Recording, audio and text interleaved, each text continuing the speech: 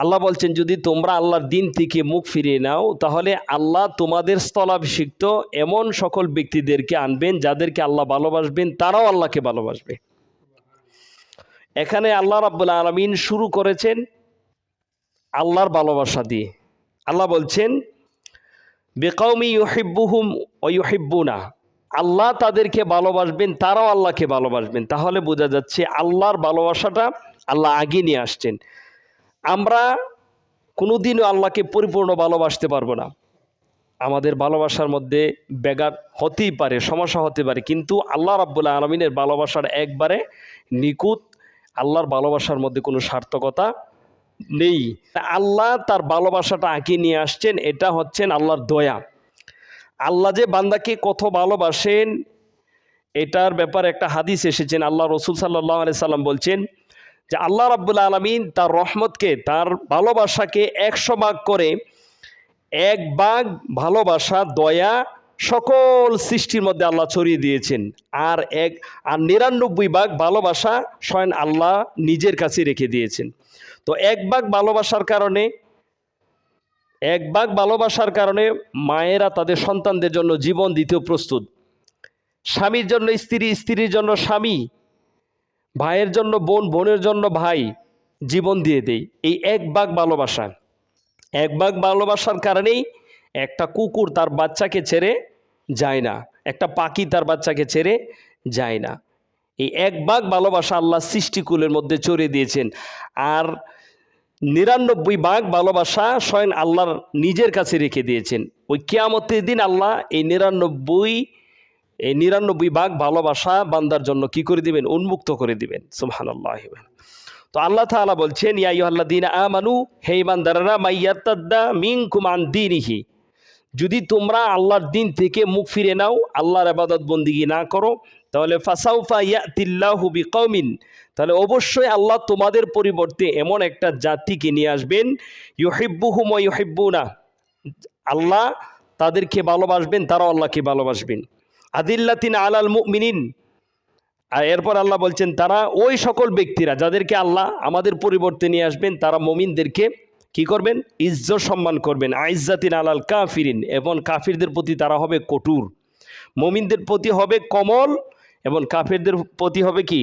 কঠোর। আল্লাহ এরপর আল্লাহ বলছেন ইউজাহিদুনা ফি সাবিলিল্লাহ, আল্লাহ আমাদের পরিবর্তে, আমরা যদি আল্লাহর দ্বীনের কাজ না করি, ইবাদত বন্দেগী না করি, তাহলে আল্লাহ আমাদের পরিবর্তে এমন সকল ব্যক্তিদেরকে নিয়ে আসবেন যারা আল্লাহর রাস্তায় জিহাদ করবে। আল্লাহ বলছেন ইউজাহিদুনা ফি সাবিলিল্লাহ, তারা আল্লাহর রাস্তায় জিহাদ করবে। ওয়ালা ইয়াখাফুনা লাউমাতা লাইমিন, এবং তারা কোনো নিন্দুকের নিন্দাকে পরোয়া করবে না। এটা আল্লাহ সুবহানাহু ওয়া তাআলা বলছে সূরা মায়েদা 54 নম্বর আয়াতে। তাহলে আল্লাহ রাব্বুল আলামিন আগে কি শর্ত দিয়েছেন? যে আল্লাহ আমাদেরকে ভালোবাসবেন যদি আমরা আল্লাহর দ্বীন মেনে চলি, আল্লাহর ইবাদত বন্দেগী করি। এটা আল্লাহর দয়া। তো এখানে আল্লাহ বলছেন যদি তোমরা আল্লাহর দ্বীন থেকে মুখ ফিরে নাও, তাহলে তোমাদের স্থলাভিষিক্ত আল্লাহ আর একটা জাতি নিয়ে আসবে। একটা কথা মনে রাখবেন, যদি কোনো ব্যক্তি, একজন ব্যক্তি যদি আল্লাহর দ্বীন থেকে বের হয়ে যায়, আল্লাহ একজন ব্যক্তির পরিবর্তে আল্লাহ তার দ্বীনে একটা জাতিকে নিয়ে আসেন। সুবহানাল্লাহ। আল্লাহর দ্বীন থেকে যদি একজন মানুষ বের হয়ে যায়, একজনের স্থলাভিষিক্ত আল্লাহ একটা জাতিকে নিয়ে আসেন। নবী সাল্লাল্লাহু আলাইহি সাল্লাম ইন্তেকালের পরে কিছু বেদুইন ইসলাম ত্যাগ করে মুরতাদ হয়ে গিয়েছিল। পরবর্তী সময় আবু বকর রাদিয়াল্লাহু তাআলা আনহু, ওমর রাদিয়াল্লাহু তাআলা আনহুর খেলাফতের সময়, উসমান রাদিয়াল্লাহু তাআলা আনহুর খেলাফতের সময়, আলী রাদিয়াল্লাহু তাআলা আনহুর খেলাফতের সময় অসংখ্য মানুষ ইসলামের মধ্যে এসেছিলেন। তাহলে বোঝা যাচ্ছে একজন যদি আল্লাহর দ্বীন থেকে বাইর হয়ে যায়, আল্লাহ একটা গোষ্ঠীকে তার স্থলাভিষিক্ত করে দিবেন। এখন অনেকে তো বলতে পারেন যে আল্লাহ বলছেন যে আল্লাহ আমাদেরকে ভালোবাসেন। আল্লাহর ভালোবাসাটার ধরন, আল্লাহ কিভাবে ভালোবাসেন বান্দাকে, আল্লাহর ভালোবাসা এবং আমাদের ভালোবাসা কোনোদিন এক হতে পারে না। আল্লাহ যে কিভাবে ভালোবাসেন এটা একমাত্র আল্লাহ ছাড়া কেউ জানে না। কথা বুঝতে পেরেছেন? তো আল্লাহর ভালোবাসাটা আল্লাহ যেভাবে চান সেভাবেই ভালোবাসেন। বিভিন্ন বিপদ মুসিবত দিয়ে বান্দাকে আল্লাহ স্মরণ করেন, কখনো পরীক্ষার মাধ্যমে, কখনো অভাবগ্রস্তের মাধ্যমে, কখনো ক্ষেতকামারির ফসল, ব্যবসা বাণিজ্যের লস দিয়ে আল্লাহ বান্দাকে কি করেন? স্মরণ করেন। যখনই কোনো বান্দাকে আল্লাহ ভালোবাসেন তখনই আল্লাহ তাকে পরীক্ষা করেন, কারণ পরীক্ষা ব্যতীত কোনো বান্দাই উচ্চ স্তরে যেতে পারে না। এখন আল্লাহ যে আমাদেরকে ভালোবাসেন এটার আরেকটা হাদিস এসেছেন, আল্লাহ রসুল বলছেন আল্লাহ যখন কাউকে ভালোবাসেন তখন আসমানবাসীদেরকে ঘোষণা দিয়ে দেয়। সর্বপ্রথম জিব্রাইল আলাইহিস সালামকে আল্লাহ ঘোষণা দিয়ে দেয়, জিব্রাইল আমি অমুকের পুত্র অমুককে ভালোবাসি, তুমিও ভালোবাসো, আসমানবাসীকে জানিয়ে দাও। জিব্রাইল সালাম আসমানবাসীকে জানিয়ে দেয় যে আল্লাহ অমুকের পুত্র অমুককে ভালোবাসে, তোমরা বাসো। আবার আসমানবাসী জমিনবাসীকে জানিয়ে দেয় যে আল্লাহ অমুক ব্যক্তিকে ভালোবাসে, তোমরা ভালোবাসো। আমাদের কাঁধে যে ফেরেস্তা আছে, একজনের কাঁধের ফেরেস্তা অন্যজনের কাঁধের ফেরেস্তাকে জানিয়ে দেয় যে ওকে ভালোবাসো, কারণ আল্লাহ আসমান জমিন সকলেই তাকে ভালোবাসেন। কথা বুঝতে পেরেছেন? এখন কেউ তো মনে করতে পারেন যে হুজুর আল্লাহ যে ভালোবাসে এটা বুঝবো কিভাবে, বা একজনকে আল্লাহ ভালোবাসেন সেটা বুঝবো কিভাবে? সেটা বোঝার জন্য আপনাকে দেখতে হবে যে ওই ব্যক্তিকে সচ্চরিত্র বিশুদ্ধ হৃদয়ের মুমিনগণ তাকে কতটুক ভালোবাসে বা তাকে কিভাবে দেখেন। সকলের ভালোবাসা জরুরি না, কারণ একজন মানুষকে সকলে ভালোবাসতে পারে না, কারণ স্বয়ং আল্লাহ রসুলকেই সকলে ভালোবাসে না। যেমন কাফের, মুশরিক, আবু জাইল, উতবা, সাইবা, তারা কিন্তু আল্লাহ রসুলকে কি করতেন না? ভালোবাসতেন না। তাহলে একজন মানুষ সকলের ভালোবাসা অর্জন করতে পারে না, আর এমনকি স্বয়ং আল্লাহকেও অসংখ্য মানুষ ভালোবাসে না। যেমন নাস্তিক, ওরা তো আল্লাহকে বিশ্বাসই করে না। এরকম অসংখ্য মানুষ আছেন যারা আল্লাহর নিয়ামত ভোগ করছেন কিন্তু আল্লাহকে ভালোবাসে না, আল্লাহর ইবাদতবন্দি করে না, আল্লাহকে অস্বীকার করে। কথা বুঝতে পেরেছেন? ইমাম আহমদ বিন হাম্বল রাহিমাহুল্লাহকে জিজ্ঞাসা করা হয়েছিল যে মানুষের নিন্দা সমালোচনা থেকে বাঁচার কোনো উপায় আছে কি? তিনি বললেন সুবহানাল্লাহ, আল্লাহ স্বয়ং নিজের জন্য যেটা নির্ধারিত করেন নাই, অবধারিত করেন নাই, বাধ্য করেন নাই, সেটা মানুষের জন্য কিভাবে হতে পারে? কারণ মানুষ তো আল্লাহরই সমালোচনা করে যে আল্লাহ আমাকে এটা দেয় নাই, ওইটা দেয় নাই, আল্লাহ আমাকে দেখলো শুধু বিপদ মুসিবতে শুধু আমাকেই ফেলে দিয়েছেন, দুনিয়াতে আর কোনো মানুষ আল্লাহ দেখে নাই। এরকমভাবে মানুষ আল্লাহর সমালোচনা করে, আল্লাহকে নিয়ে কটূক্তি করে, আল্লাহকে গালি দেয়। কথা বুঝতে পেরেছেন?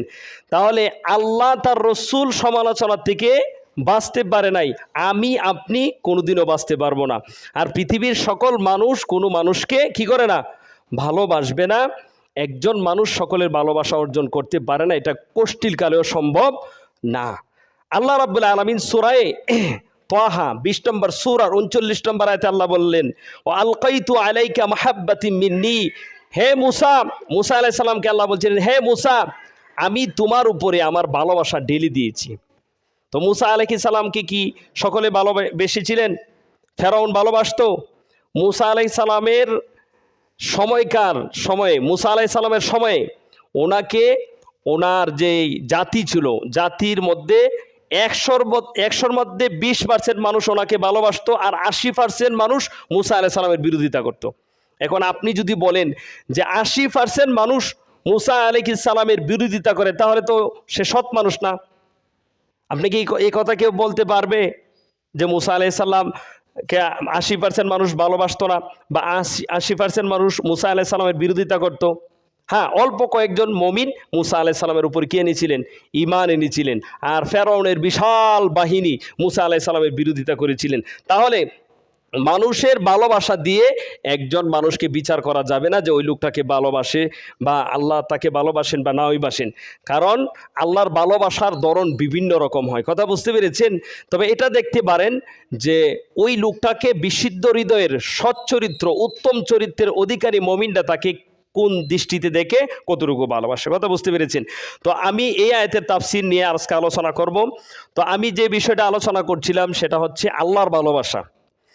এই পৃথিবীতে যত ভালোবাসা আছেন সমস্ত ভালোবাসা একদিন শেষ হয়ে যাবে। পৃথিবীতে যত ভালোবাসা আছেন সকল ভালোবাসার সমাপ্ত হচ্ছে কবর পর্যন্ত, এরপরে আর কারো ভালোবাসা আপনার সাথে যাবে না। কিন্তু আল্লাহর যে ভালোবাসাটা, এটা কিয়ামত পর্যন্ত আপনার সাথে থাকবে। এই দুনিয়ার থেকে চলে যাওয়ার পরে একমাত্র আল্লাহ ছাড়া আপনার আর কোনো উপায় নেই, কবরে নেই, হাসরে নেই, কে ছাড়া? আল্লাহ ছাড়া কোনো উপায় নেই। আপনি আপনার বিবিকে ভালোবাসেন, সন্তানকে ভালোবাসেন, আত্মীয় স্বজনকে ভালোবাসেন, এই ভালোবাসা কবর পর্যন্ত। পৃথিবীতে যত ভালোবাসা আছেন সমস্ত ভালোবাসা আজ হোক কাল হোক একদিন না একদিন আপনাকে কষ্ট দিবে, একমাত্র আল্লাহ তার রসুলের ভালোবাসা ছাড়া। আপনি যদি আল্লাহ তার রসুলকে ভালোবাসেন, এই ভালোবাসা কোনোদিন আপনাকে কষ্ট দিবে না। এছাড়া পৃথিবীতে যাকেই ভালোবাসবেন তার ভালোবাসা একদিন না একদিন আপনাকে কষ্ট দিবে। বলতে পারেন হুজুর এটা কেমন কথা? হ্যাঁ, আপনি আপনার মাকে ভালোবাসেন, বাবাকে ভালোবাসেন, আপনার মা বাবা মৃত্যু হয়ে গেলে আপনি কষ্ট পাবেন না? অবশ্যই কষ্ট পাবেন। আপনার স্ত্রীকে ভালোবাসেন, আপনার সন্তান স্ত্রী যদি মারা যায় তাহলে অবশ্যই আপনি কষ্ট পাবেন। তাহলে বোঝা যাচ্ছে পৃথিবীতে যত ভালোবাসা আছেন সকল ভালোবাসা আপনাকে একদিন না একদিন কষ্ট দিবে, একমাত্র আল্লাহ তার রসুলের ভালোবাসা ছাড়া। এই পৃথিবীতে একমাত্র আল্লাহ তার রসুলে আমাদেরকে নিঃস্বার্থ ভালোবাসে। আল্লাহ তার রসুলের ভালোবাসার মধ্যে কোনো স্বার্থকতা নেই, কোনো স্বার্থ নেই। এই পৃথিবীতে মা বলেন, ভাই বলেন, উস্তাদ বলেন, ছেলে মেয়ে বলেন, দেখবেন সকলে আপনাকে ভালোবাসে স্বার্থের জন্য। আরে ভাই দেখবেন আজকে যদি আপনার আর্থিক অবস্থা ভালো না হয়, দেখবেন আপনার সন্তানেরাও আপনাকে ভালোভাবে দাম দিবে না। আর্থিক অবস্থা ভালো না হলে আপনার মাও আপনাকে বেশি একটা দাম দিবে না। কারো ঘরে যদি 2-4 জন ছেলে থাকে, একটা ছেলে যদি ভালো রুজি রোজগার করে আর বাকিটা যদি একটু কম করে, দেখবেন মা বাবার ভালোবাসা ওই সন্তানের প্রতি বেশি বেড়ে যায়। এরকম আছে, এরকম হচ্ছে এই দুনিয়াতে। আপনি খালি পকেট নিয়ে বাহির হয়ে দেখেন, এই দুনিয়ার মানুষ আপনাকে চিনবে না। তবে হ্যাঁ, মার বাবার ভালোবাসাটা এতটা স্বার্থপর না। যদিও মা বাবার মধ্যে স্বার্থ আছে, আমি আমার সন্তানকে বড় করতেছি, বিদ্যাকালে আমার সন্তানেরা আমাদেরকে দেখাশোনা করবে, এটার তো স্বার্থ, একটা না একটা স্বার্থ তো আছে। কিন্তু আল্লাহ তার রসুলের ভালোবাসার মধ্যে কোনো স্বার্থ নেই। মানে আপনি আল্লাহকে যতটুকু ভালোবাসবেন, অন্য মানুষেরা আপনাকে ততটুকুই ভালোবাসবেন। আপনি আল্লাহর যতটুকু প্রশংসা করবেন, অন্য মানুষেরা আপনার ততটুকু প্রশংসা করবে। আপনি আল্লাহকে যতটুকু বই করবেন, সমস্ত সৃষ্টি আপনাকে ততটুকু বই করবে। আপনি যত একা নির্জনে আল্লাহর ইবাদত বন্দেগী করবেন, মানুষ তত আপনাকে সমীহ করবে, ভালোবাসবেন। কারণ আল্লাহর ইবাদত বন্দেগীর কোনো প্রয়োজন নেই। আমরা আল্লাহর যত ইবাদতই করি না কেন, এগুলি আল্লাহ ঘুরিয়ে ফিরিয়ে আমাদেরকেই দিয়ে দেয়। কথা বুঝতে পেরেছেন? আল্লাহকে আমরা যতটুকু স্মরণ করব, অন্য মানুষরা আমাদেরকে ততটুকু স্মরণ করবে। ইবনুল কাইয়িম জাওজি রাহিমাহুল্লাহ তিনি বলেছেন যে শোনো, তুমি যে তোমার যৌবনকাল, তোমার এই যে সময়গুলি ব্যয় করছো আর বলছো আজ না কাল অমুক দিন তমুক দিন ইবাদত বন্দেগী করব, তুমি কখন করবে? যখন তোমার শিশুকাল তখন তুমি অন্যান্য শিশুদের সাথে খেলায় ব্যস্ত আছো। যখন তোমার যৌবনকাল তখন তুমি আমোদ প্রমোদে মেতে আছো। আর যখন তোমার বিদ্যাকাল, যখন তুমি বিদ্যা বয়সে পৌঁছে যাও, তখন তুমি দুর্বল হয়ে যাও, হীন হয়ে যাও, তখন আর তোমার ইবাদত বন্দেগী করার মতন সুযোগ থাকে না। তাহলে বলো তুমি কবে তোমার আল্লাহর ইবাদত করবে?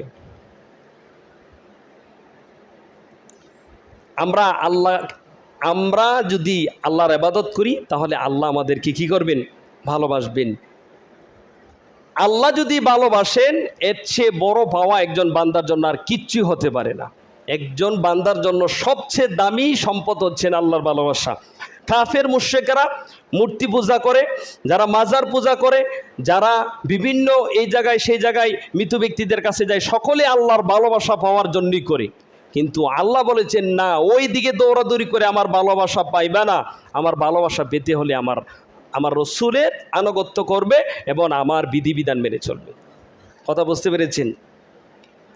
ইবনুল কাইয়িম জাওজি রাহিমাহুল্লাহ তিনি বলেন, দুনিয়ার মানুষ যখন দুনিয়া নিয়ে ব্যস্ত আছে, তখন তুমি আল্লাহকে নিয়ে মুখাপেক্ষী হয়ে যাও। দুনিয়ার সকল মানুষ যখন দুনিয়া পেয়ে আনন্দে আছে, তুমি আল্লাহকে পেয়ে খুশি হয়ে যাও। দুনিয়ার মানুষেরা যখন রাজা বাদশাদের দরবারে যায় ইজ্জত সম্মান লাভ করার জন্যে, তখন তুমি আল্লাহর দরবারে আল্লাহর দিকে মুখাপেক্ষী হও। আল্লাহর কাছে ইজ্জত সম্মান অনুগ্রহ কামনা করো, আল্লাহ রাব্বুল আলামিন তোমাকে ইজ্জত সম্মান মর্যাদা বাড়িয়ে দিবে। তাহলে আল্লাহর ভালোবাসা পাওয়ার জন্য 1 নম্বর শর্ত হচ্ছেন আল্লাহর রসুলের অনুসরণ করতে হবে।